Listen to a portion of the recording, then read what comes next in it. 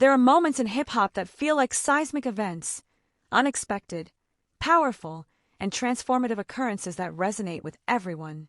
What just transpired with Kendrick Lamar and Playboi Carti? This wasn't merely an event. It marked a significant shift in the rap landscape. If you think that's an overstatement, just wait until you see who Kendrick was really targeting when he made his appearance on Carti's latest album. Hello everyone, welcome to Celebrity Cookies. Please don't forget to subscribe and comment your thoughts about the video. I hope to see you in our next cookies. Kendrick Lamar is articulating, through every line and every breath, what "not like us" signifies to him. And make no mistake, he is sincere in every word. Kendrick isn't seeking attention or validation, he's not playing a part. He is a man with intention, who embraces his imperfections, who delves into the darker aspects of his life, and speaks about them unapologetically. What you're about to hear isn't just music, it's Kendrick taking aim at the industry's fragile facade, and some windows are bound to break. The narrative begins with Carti, Playboi Carti, the master of unpredictability, the mystery who has crafted his persona through cryptic tweets, delayed releases, and a fanbase that reveres him. 4 months, Carti had the streets captivated, not by saying much, but by saying almost nothing at all. Leaked snippets, circulating rumors, and fleeting track lists created a frenzy of anticipation. Each week brought the question, is the album dropping tonight? Yet, there was still silence.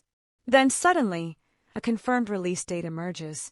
Hours later, the album drops on streaming platforms like a missile.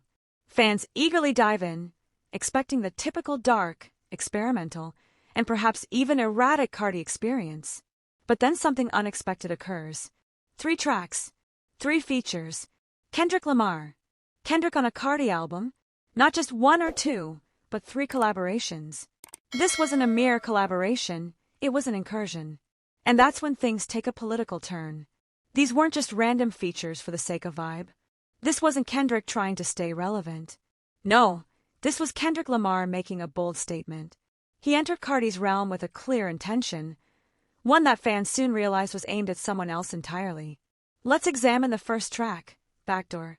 This track didn't just grab attention, it opened the door to a battle of subtle jabs. The beat was haunting and melodic, yet atmospheric in that distinct Carti style. What was unexpected? Kendrick transforming the mood into a strategic sonic maneuver. His verse was precise, calm, and self-assured. He didn't raise his voice or shout. Instead, he delivered a deep cut. Kendrick's delivery was deliberate, with each line carrying significance. He didn't mention anyone by name, but it wasn't necessary. If you've been keeping up with the ongoing tension between him and Drake, the underlying messages were clear. He alluded to insincere affection, exaggerated success metrics, and image-focused rappers who play the victim while causing chaos behind the scenes. This wasn't just casual criticism, it was Kendrick responding with precision to every veiled insult Drake had ever thrown his way. Then came the line, "Never trust a man who throws rocks and hides the hand." Social media exploded. Fans quickly connected it to Drake's history of subtly dissing his rivals with ambiguous remarks. The phrase turned into a quote, a meme, and a warning. It didn't take long for timelines to fill with comparisons and detailed breakdowns of the lyrics, as if they were evidence in a trial. This was intentional. Kendrick had a clear purpose, and Drake was definitely aware of it. But that was just the start. The second track, Good Credit, was anything but subtle. It was raw, dark, and intense. Kendrick approached Good Credit like a shadow wielding a microphone, delivering verses that felt like confessions from someone prepared for battle.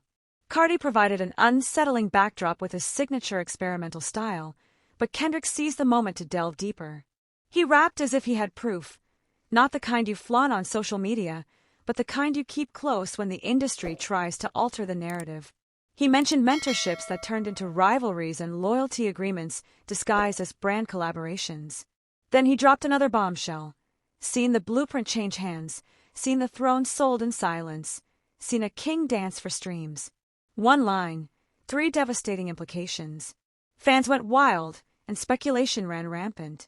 Was Kendrick referencing Drake's rumored deals with streaming services? Was he alluding to OVO's strategic maneuvers? Or was it something darker? Perhaps a hint at ghostwriters, deceptive brands, or covert partnerships meant to suppress competition. The brilliance of Kendrick's writing lies in its balance of clarity and ambiguity. He provides just enough detail to provoke thought, but never enough to fully clarify. That's why his lines linger in your mind for weeks. Then came the final track, Mojo Jojo. If Backdoor was the setup and Good Credit was the blow, Mojo Jojo represented the aftermath. The song had a different vibe, off-kilter, eerie, almost whimsically strange. Carti thrived in this atmosphere. But Kendrick? He took on a ghostly presence.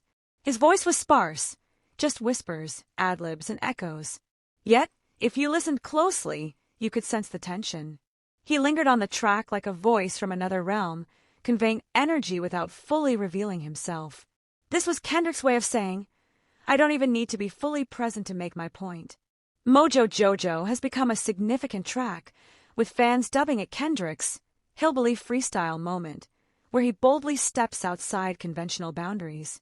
This shift in conversation isn't just about Kendrick's words, but also about his silence. He never mentions Drake, and that silence speaks volumes, louder than any direct insult. Across all three tracks, Kendrick achieved something rare in contemporary rap. He wielded his presence as both a weapon and a shield. He navigated through Carti's chaotic sound with precision, delivering messages that resonated on both personal and universal levels. This was a deliberate artistic choice, with Drake quietly positioned as the target. Why now? Why Carti? Why 3 features? Because Kendrick knows the importance of timing. He recognizes the landscape of the game. Drake had just released a new single, Noia, aimed at climbing the charts and reclaiming his status. Before it could gain any traction, Kendrick pulled the rug out from under it. Instead of a diss track, he presented a strategic move. While Drake prepared for a celebratory moment, Kendrick teamed up with one of hip-hop's most unpredictable artists and produced 3 tracks that completely redirected the conversation. Fans shifted their focus from Noia to dissecting Kendrick's lyrics, searching for deeper meanings, and remixing narratives. This wasn't merely Kendrick overshadowing Drake. It was Kendrick demonstrating that true power lies not in being the loudest voice, but in being the smartest player. It's about knowing when to speak and when to be silent, focusing on cultural influence rather than just chart positions. It's also important to consider the optics. Playboi Carti represents a new generation, resonating with audiences who thrive on chaos and raw energy, while Kendrick embodies the thoughtful strategist. Their collaboration symbolizes a breaking down of hip-hop's traditional categories, proving that genius and madness can coexist on the same track, creating something unforgettable. In contrast, Drake has always tried to balance both sides, lyrical and melodic, tough and emotional, streetwise and corporate. Kendrick's features expose this contradiction, illustrating that authenticity comes from staying true to one's beliefs and acting with intention. The industry is taking notice, with executives reassessing their strategies. Collaborations that once seemed unlikely are now essential, as everyone seeks their own version of Kendrick and Carti. However, this kind of synergy cannot be faked.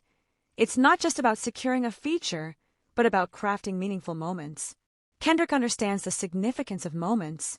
He's the same artist who turned a diss track into a club hit with Not Like Us, who uses interviews to explore psychological themes, and who can deliver philosophical insights on a chaotic trap album. Let's be clear, this was a decisive move. Not in loudness, not in violence, but in quietness, control, and meticulous execution. Kendrick entered Carti's domain, transformed the entire story of the album, and left without raising his voice. He didn't need to yell or tweet, he allowed the art to convey the message. As for Drake, he's still attempting to navigate the situation through social media, trying to understand why the focus has shifted. But the fans are already aware. The true supporters have made their choice. Once you hear Kendrick express himself with such purpose and clarity, it's impossible to ignore. What happens next is uncertain. Drake might respond, release another hit, or even try to reclaim his status with an unexpected project. But one thing is clear, Kendrick has just reminded everyone who truly shapes the narrative. And it's not the artist with the most advertisements. It's the one with the strongest sense of purpose. So when Kendrick claims he's not like them, take him at his word. He's not playing by the same rules. He's changing the game. And now, everyone else is just trying to keep pace. I'd love to hear your thoughts on this situation. so please share your opinions in the comments. Also, don't forget to like, subscribe, and turn on notifications to stay updated on the story.